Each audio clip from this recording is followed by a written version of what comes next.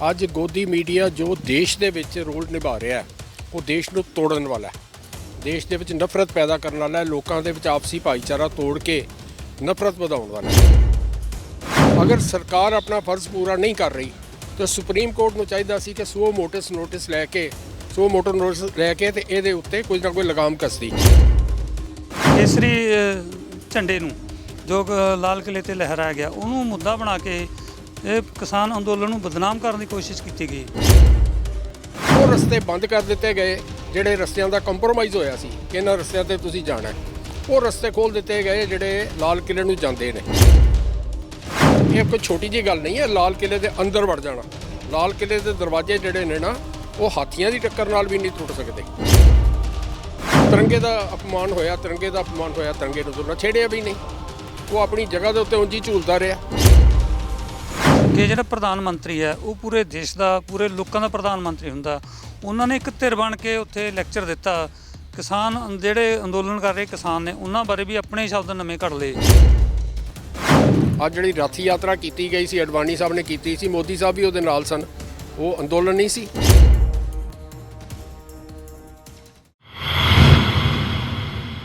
ਕਿਸਾਨਾਂ ਦੇ ਸੰਘਰਸ਼ ਦੌਰਾਨ ਇੱਕ ਗੱਲ ਸਾਫ਼ ਤੇ ਸਪਸ਼ਟ ਉੱਭਰ ਕੇ ਸਾਹਮਣੇ ਆਈ ਹੈ ਕਿ ਗੋਦੀ ਮੀਡੀਆ ਨੇ ਜੋ ਭੂਮਿਕਾ ਨਿਭਾਈ ਹੈ ਉਹ ਨਿਰਪੱਖ ਨਹੀਂ ਹੈ। ਉਹ ਇੱਕ ਧਿਰ ਦਾ ਪੱਖ ਪੂਰਦੀ ਹੈ ਤੇ ਕਿਸਾਨ ਸੰਘਰਸ਼ ਨੂੰ ਜਿਹੜਾ ਨੁਕਸਾਨ ਪਹੁੰਚਾਉਣ ਦੀ ਉਹ ਵਾਰ-ਵਾਰ ਕੋਸ਼ਿਸ਼ ਕਰਦੇ ਨੇ। ਅੱਜ ਕੁਝ ਹਰਿਆਣਾ ਤੇ ਪੰਜਾਬ ਦੀਆਂ ਸਿੱਖ ਸੰਗਤਾਂ ਵੱਲੋਂ ਗੋਦੀ ਮੀਡੀਆ ਬਾਰੇ ਕੁਝ ਐਲਾਨ ਕੀਤੇ ਗਏ ਨੇ ਔਰ ਇਹ ਵੀ ਕਿਹਾ ਗਿਆ ਕਿ ਜਿਹੜਾ ਗੋਦੀ ਮੀਡੀਆ ਦੇ ਕਿਸੇ ਵੀ ਪਲੇਟਫਾਰਮ ਤੇ ਚਾਹੇ ਕੋਈ ਕਲਾਕਾਰ ਹੈ ਚਾਹੇ ਕੋਈ ਵੱਡਾ ਲੀਡਰ ਆ ਉਹ ਪਹੁੰਚੇਗਾ ਉਹਦਾ ਵੀ ਬਾਈਕਾਟ ਕੀਤਾ ਜਾਏਗਾ। ਸਾਰੇ ਕਾਸਤੇ ਗੱਲ ਕਰਾਂਗੇ। ਸਾਡੇ ਨਾਲ ਨੇ ਰਾਜਿੰਦਰ ਸਿੰਘ ਜੋ ਕਨਵੀਨਰ ਨੇ ਖਾਲਸਾ ਪੰਚਾਇਤ ਦੇ।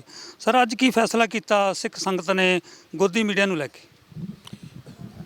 ਫੈਸਲਾ ਤੇ ਜੇ ਅਸੀਂ ਪ੍ਰੈਸ ਕਾਨਫਰੰਸ ਕੀਤੀ ਹੈ, 3 ਮੁੱਦੇ ਸਨ ਸਾਡੇ। ਸਭ ਤੋਂ ਮੇਨ ਮੁੱਦਾ ਤੇ ਗੋਦੀ ਮੀਡੀਆ ਦਾ ਹੀ ਸੀ।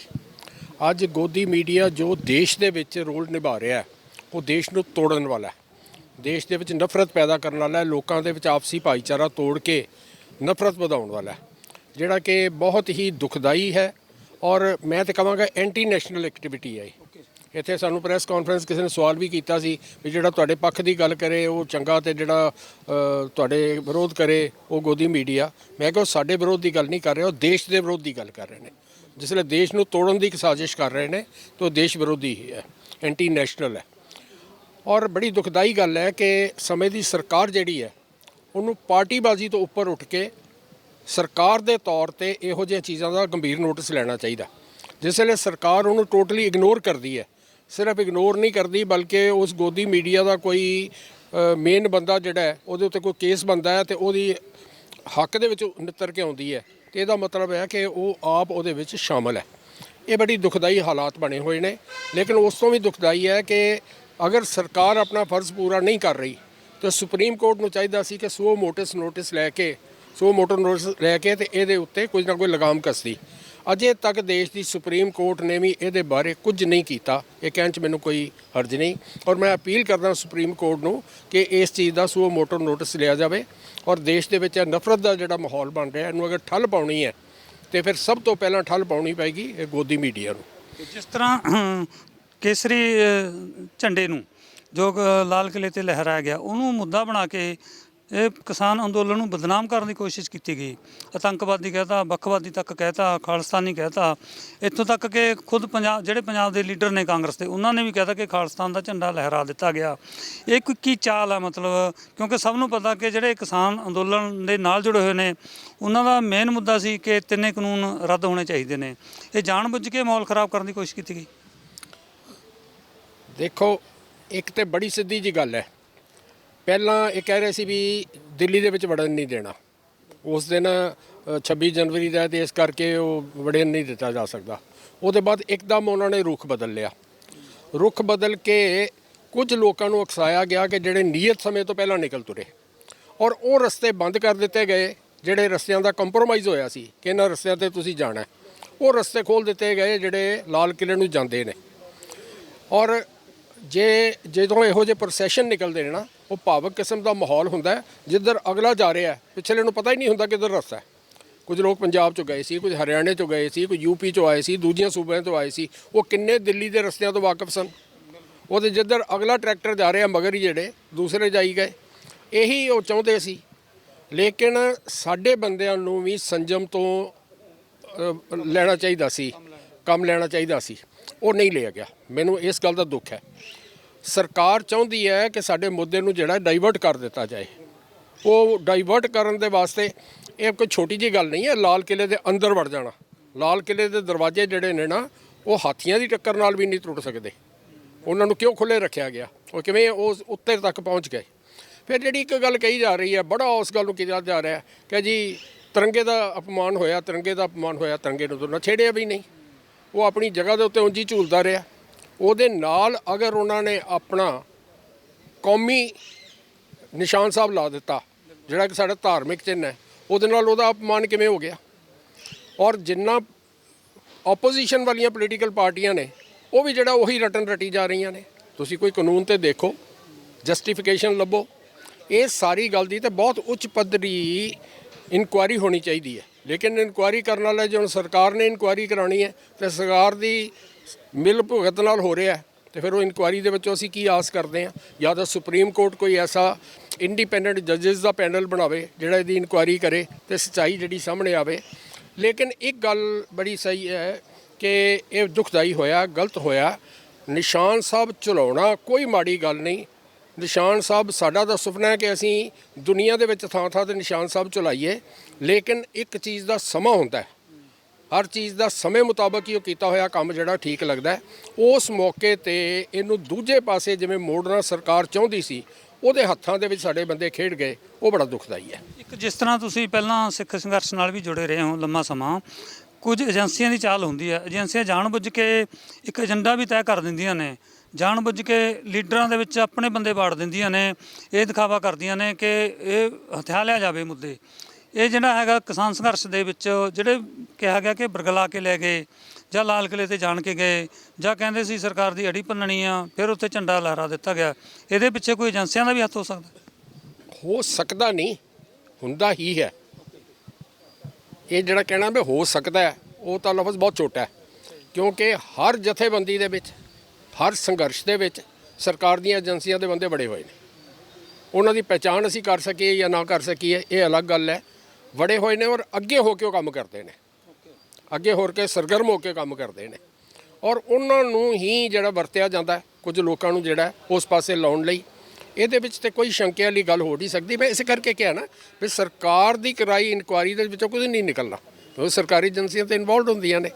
ਇਹਦੇ ਸੁਪਰੀਮ ਕੋਰਟ ਕੋਈ ਇੰਡੀਪੈਂਡੈਂਟ ਇਨਕੁਆਇਰੀ ਇਹੋ ਜਿਹੀ ਕਰਾਵੇ ਜਾਂ UN ਦੇ ਪੱਧਰ ਦੇ ਉੱਤੇ ਕੋਈ ਇਹੋ ਜਿਹੀ ਇਨਕੁਆਇਰੀ ਕਰਾਈ ਜਾਵੇ, ਤਾਂ ਹੀ ਜਿਹੜਾ ਕੋਈ ਆਸ ਕੀਤੀ ਜਾ ਸਕਦੀ, ਸੱਚਾਈ ਸਾਹਮਣੇ ਆਵੇ।